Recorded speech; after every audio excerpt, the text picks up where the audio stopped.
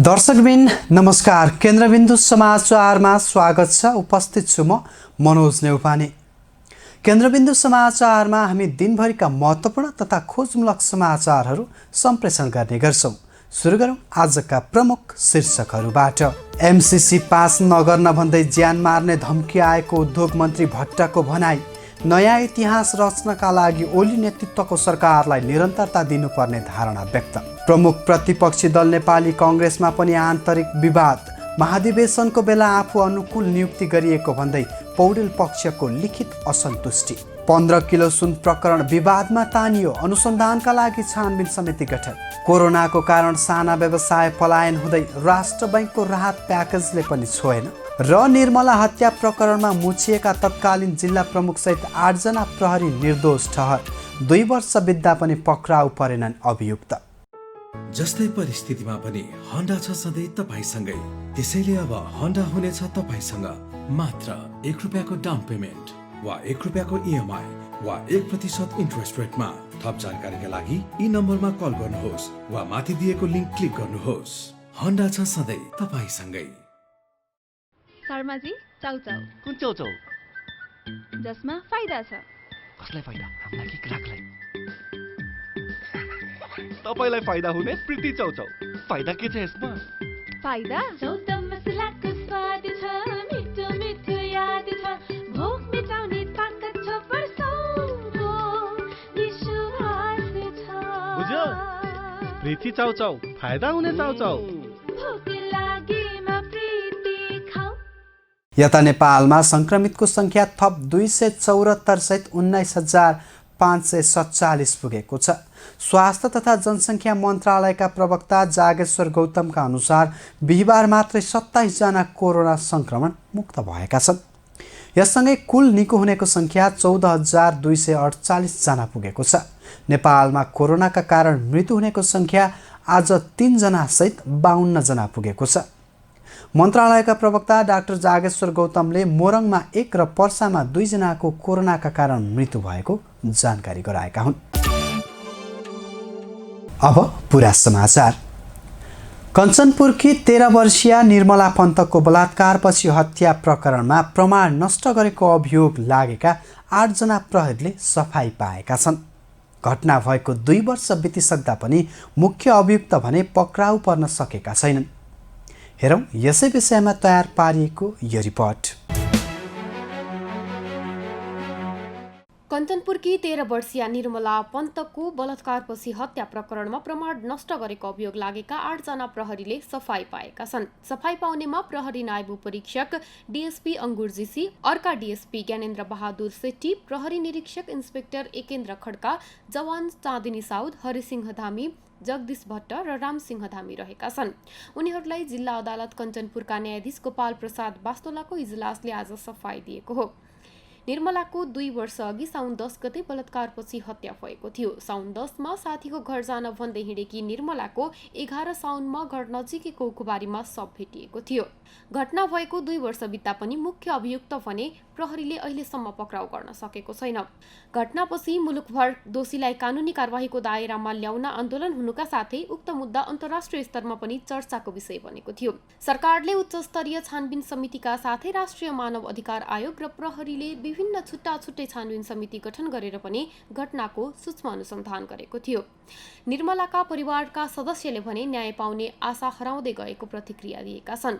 निर्मलाकी आमा दुर्गादेवी पन्तले न्याय पाउने आश पनि हराउँदै गएको बताइन्। उनले पछिल्लो समय भीमदत्त नगरपालिका 19 बागफाटाका 41 वर्षीय दिलीप विष्टका गतिविधि र कुराबाट आफूलाई शङ्का लागेर विष्टमाथि किटानी चाहेरी दिएको बताइन्। जिल्ला प्रहरी कार्यालयका प्रहरी प्रमुख प्रहरी उपरीक्षक मुकुन्द मरासिनीले घटनाबारे प्रहरी हालसम्म कुनै निचोडमा नपुगेको जानकारी दिए। घटना भएको 1 महिनापछि विक्रम सम्वत 2075 भदौ 4 मा जिल्ला प्रहरी कार्यालयले भीमदत्त नगरपालिका 19 बागफाटाका दिलीप विष्टलाई सार्वजनिक गरेको थियो। अभियुक्त भनिएका विष्ट मानसिक रोगी भएको र प्रहरीले फसाउन खोजेको भन्दै त्यहाँ आन्दोलनले उग्र रूप लिएको थियो। पछि विष्ट सरकारी वकिलको कार्यालयबाट रिहा भएका थिए। निर्मला प्रकरणको आन्दोलनकै क्रममा भीमदत्त नगरपालिका 18 सालघारीका 14 वर्षीय सानी खुनाको निधन भएको थियो भने अझै केही युवक शारीरिक रूपले अशक्त रहेका छन्। भदौ 8 गते सरकारले गृह मन्त्रालयका सहसचिव हरिप्रसाद मैनालीको संयोजकत्वमा डिआइजीहरू र उच्च तहका सरकारी अधिकारी सम्मिलित छानबिन समितिले स्थलगत अध्ययनपछि मन्त्रालयमा बुझाएको प्रतिवेदन अझै कार्यान्वयन हुन सकेको छैन। कोरोना भाइरसको महामारीले विश्व अर्थतन्त्र अस्तव्यस्त बनेको छ। नेपाली अर्थतन्त्र पनि यसबाट अछुतो छैन। कैयौँ व्यापार व्यवसाय पलायन हुने अवस्थामा पुगेका छन्। हेरौँ यसै विषयमा तयार पारिएको यो रिपोर्ट। कोरोना भाइरसका कारण सयौं व्यापार व्यवसाय पलायन हुने अवस्थामा पुगेका छन्। पछिल्लो समय धेरैजसो साना र केही ठुला व्यवसायहरू पनि पलायन हुने खतरा बढेको देखिन्छ।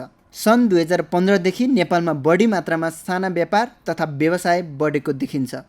साना व्यवसायहरूलाई टिकाइराख्न त्यति धेरै पुँजी हुँदैन। त्यसैले ऋणको आधारमा काम गर्नुपर्ने र ऋणको भुक्तानी गर्न नगदको चलायमान भएन भने स्रोत हुँदैन र त्यस्तो व्यापार व्यवसाय बन्द हुन्छ।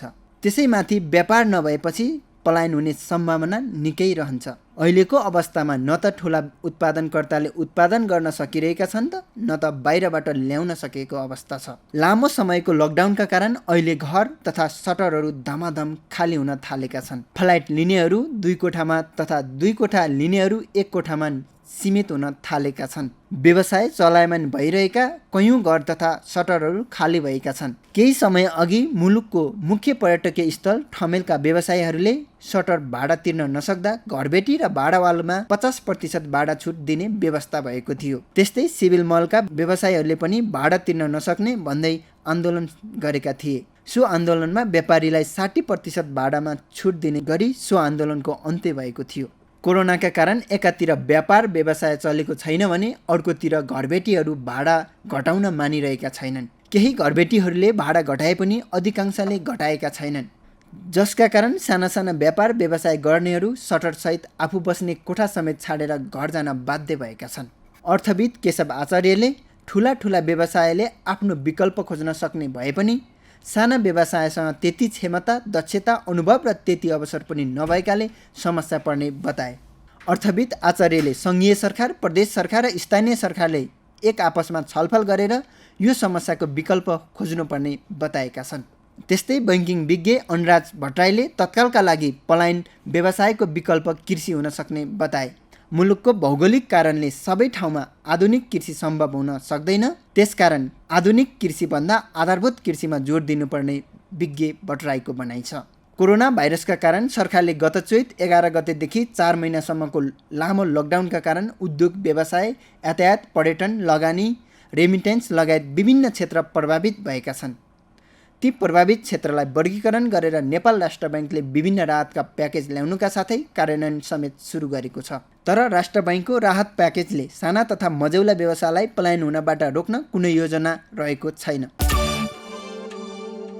प्रहरीले गत मङ्गलबार काठमाडौँबाट बरामद गरेको 15 किलो सुनको अनुसन्धान विवादमा तानिएको छ।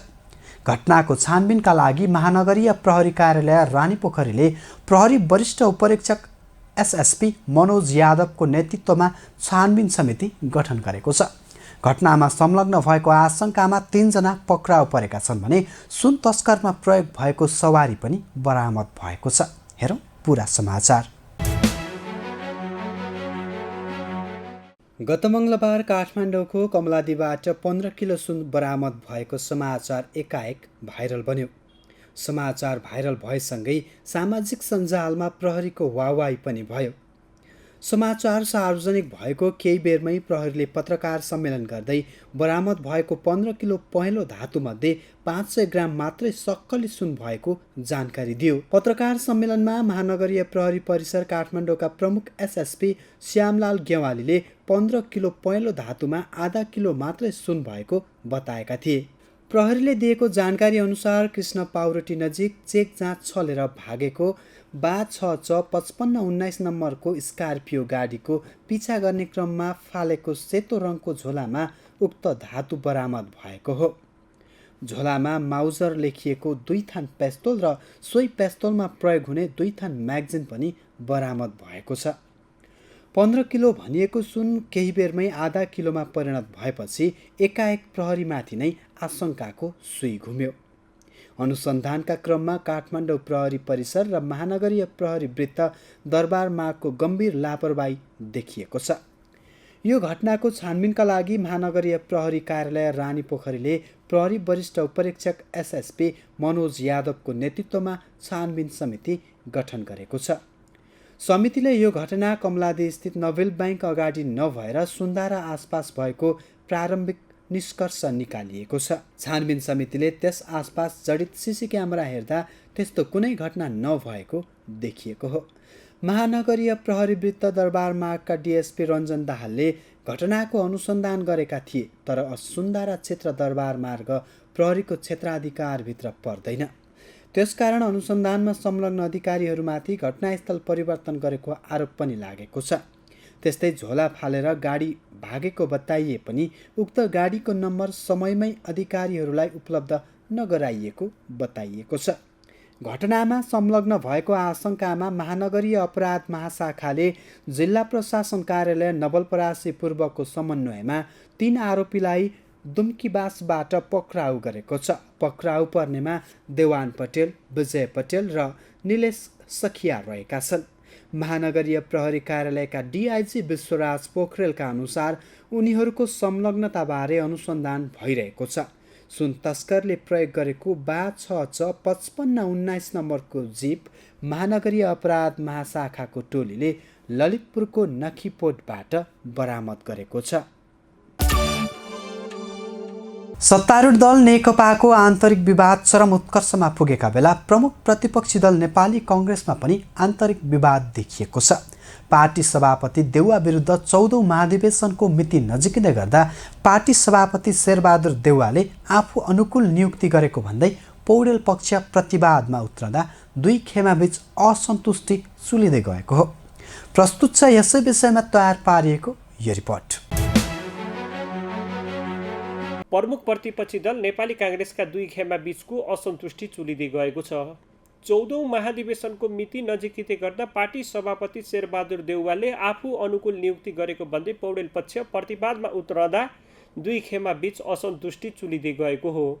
वरिष्ठ नेता रामचन्द्र पौडेल पक्षले पार्टीभित्र भइरहेका असहमतिका 5 विषयमा सभापति शेरबहादुर देउवालाई ध्यानाकर्षण गराएको छ। देउवाबाट सकारात्मक जवाफ नआएपछि पौडेल पक्षले पत्रकार सम्मेलन मार्फत आफ्नो धारणा सार्वजनिक गरेको हो। पार्टी केन्द्रीय कार्यालय सानेपामा पौडेल समूहले सभापति देउवालाई बिहीबार बुझाएको लिखित पत्रमा पार्टी विभागमा गठन र मनोनयन रोक्न, क्रियाशील सदस्यता वितरणमा पारदर्शी बनाउन, अर्को पार्टीबाट काङ्ग्रेस प्रवेश गर्नेहरूलाई पद विभाजन गर्दा केन्द्रीय कार्य समितिबाट मात्रै निर्णय लिने, विदेश स्थित जनसम्पर्क समितिका विवादहरूलाई निष्पक्ष रूपमा हल गर्नुपर्ने लगायतका विषय रहेका छन्। सभापति देउवालाई लिखित पत्र बुझाउन पौडेल पक्षबाट केन्द्रीय सदस्यहरू रामशरण महत, मिनेन्द्र रिजाल, चन्द्र भण्डारी, सरिता परसाई र जीवन परियार लगायतका नेताहरू गएका थिए। त्यस्तै सभापति देउवातर्फबाट उपसभापति विमलेन्द्र निधि, विजय कुमार गच्छेदार, महामन्त्री पूर्णबहादुर खड्का, सह महामन्त्री प्रकाश शरण महत, केन्द्रीय सदस्यहरू ज्ञानेन्द्र बहादुर कार्की, बालकृष्ण खाँड र एनपी सावत लगायतका उपस्थित थिए। महाधिवेशनको कार्यतालिका सार्वजनिक भइसकेको अवस्थामा निर्वाचनलाई प्रभावित पार्ने गरी मनोनयन गर्न नहुने उनीहरूको अडान रहेको छ। पौडेल पक्षले पहिलादेखि नै तत्काल यस्ता काम स्थगित गर्नुपर्ने माग गर्दै आइरहेको छ। बुधबार पार्टी केन्द्रीय कार्यालय सानेपामा बसेको पौडेल पक्षको बैठकले लिखित असहमति जनाउने निर्णय गरेको थियो। सोही निर्णय अनुसार आज लिखित असहमति जनाइएको हो। यसअघि पनि पौडेल पक्षले लिखित रूपमा सभापति देउवाको ध्यानाकर्षण गराएको थियो। देउवाले पार्टी केन्द्रीय विभाग लगायतका पार्टी निकायहरूमा मनोनयन गर्ने क्रम नरोकेपछि पौडेल पक्षले महाधिवेशनको निष्पक्षतामाथि नै प्रश्न उठाउँदै आएको छ। त्यस्तै सभापति देउवाले ज्येष्ठ राजनीतिज्ञ सभामा मनोनयन गरेका थिए। बुधबार गरिएको मनोनयनमा 479 जना पुरानो पुस्ताका नेता समावेश भएका छन्। ज्येष्ठ राजनीतिज्ञ सभामा सभापति देउवाले नेपाली काङ्ग्रेसको नियमावली 2076 को 50 बमोजिम सदस्य मनोनित गरेको केन्द्रीय कार्यालयद्वारा जारी गरिएको प्रेस विज्ञप्तिमा उल्लेख गरिएको थियो। बिहीबार एकैसाथ मनोनित हुने 479 मध्ये 2 जना पूर्व सभामुख दमननाथ ढुङ्गाना र तारानाथ राणापाट समेत रहेका थिए। केन्द्रबिन्दु समाचारमा अब आजको टप 1 न्युजको पालो। उद्योग वाणिज्य तथा आपूर्ति मन्त्री लेखराज भट्टले आफूलाई ज्यान मार्ने धम्की आएको बताएका छन्। बिहिबार बसेको प्रतिनिधि सभा अन्तर्गतको उद्योग तथा वाणिज्य र श्रम तथा उपभोक्ता हित समितिको बैठकमा बोल्दै मन्त्री भट्टले सो कुरा बताएका हुन्। त्यस्तै मन्त्री भट्टले प्रधानमन्त्री केपी शर्मा ओलीको विकल्प नभएको पनि स्पष्ट पारेका छन्। प्रस्तुत छ यसै विषयमा तयार पारिएको यो रिपोर्ट। उद्योग वाणिज्य तथा आपूर्ति मन्त्री लेखराज भट्टले अमेरिकी सहयोग परियोजना मिलेनियम च्यालेन्ज कर्पोरेसन एमसीसी सम्झौता पारित गरे ज्यान मार्ने धम्की आएको बताएका छन्। बिहिबार बसेको प्रतिनिधि सभा अन्तर्गतको उद्योग तथा वाणिज्य र श्रम तथा उपभोक्ता हित समितिको बैठकमा बोल्दै मन्त्री भट्टले सो कुरा बताएका हुन्। एमसीसी सम्झौता पास गरे जे पनि हुन सक्ने भन्दै आफूलाई धम्की आएको उनको भनाइ छ। एमसीसीलाई लिएर मलाई बजाङबाट फोन गरेर धम्की आएको छ। एकजना भाइले फोन गरेर एमसीसी पास गरे तेरो टाउको काटिन्छ भन्यो। उनले समितिको बैठकमा भने मैले एमसीसी सम्झौता पढेर भन्या हो कि त्यत्तिकै भन्दैछौ भनेर सोद्धा एमसीसी पढ्ने काम मेरो होइन, पढ्ने जिम्मा तेरो हो भन्यो। समितिको बैठकमा अन्य सांसदहरूले पनि एमसीसी पास गरे जे पनि हुन सक्ने धम्की आएको बताएका छन्। यसैबीच आपूर्ति मन्त्री भट्टले प्रधानमन्त्री केपी शर्मा ओलीको विकल्प कोही नभएको बताएका छन्। स्थिर सरकारले नयाँ इतिहास रच्नका लागि पनि ओली नेतृत्वको सरकारलाई निरन्तरता दिनुपर्ने उनको भनाइ छ। बहुमत स्थायी कमिटी सदस्यहरूले ओलीलाई प्रधानमन्त्री र पार्टी अध्यक्ष दुवै पदबाट राजीनामा दिनुपर्ने बताइरहेका बेला भट्टको यस्तो धारणा आएको हो। पार्टीमा अध्यक्षद्वय केपी शर्मा ओली र पुष्पकमल दाहाल प्रचण्डको बीचमा सहमति बाहेक अर्को विकल्प नभएको उल्लेख गर्दै मन्त्री भट्टले त्यसका लागि ओली नेतृत्वको सरकारलाई निरन्तरता दिनुपर्ने बताए। सरकार परिवर्तनको खेल भए फेरि देश अस्थिरतातर्फ जाने उनको भनाइ छ। केपी शर्मा ओलीको विकल्प मैले दिँदिनँ। नेपालको इतिहासलाई हामीले के गर्नुपर्छ भने अहिलेसम्मको इतिहासलाई ब्रेक गर्नुपर्छ, नयाँ इतिहास बनाउनुपर्छ। त्यो भनेको के हो भने 5 वर्ष सरकारको नेतृत्वलाई निरन्तरता दिनुपर्छ। यसले नै एउटा नयाँ ब्रेक थ्रु हुन्छ। त त्यो भएर अहिले पार्टीको जे जस्तो बहस छलफल छ, पार्टीमा असहमति छन्, असन्तुष्टि छन्, ती सबै एउटै ठाउँमा आउँछन् र सहमतिबाट पार्टी अघि बढ्छ। मन्त्री भट्टले पार्टीभित्र अहिले चलखेल सुरु भएकाले यसलाई परास्त गरेर अगाडि बढ्ने विश्वास व्यक्त गरे। पार्टीको एकता महाधिवेशन सहमतिमै हुने उल्लेख गर्दै भट्टले नेतृत्व समेत सहमतिमै टुङ्गो लाग्ने बताए। दर्शकबिन आजको केन्द्रबिन्दु समाचार सकिएको छ। भोलि पुनः यसै समयमा उपस्थित हुने नै छौँ। तबसम्मका लागि बिदा दिनुहोस्। केन्द्रबिन्दु न्युज हेर्दै गर्नुहोला। नमस्कार।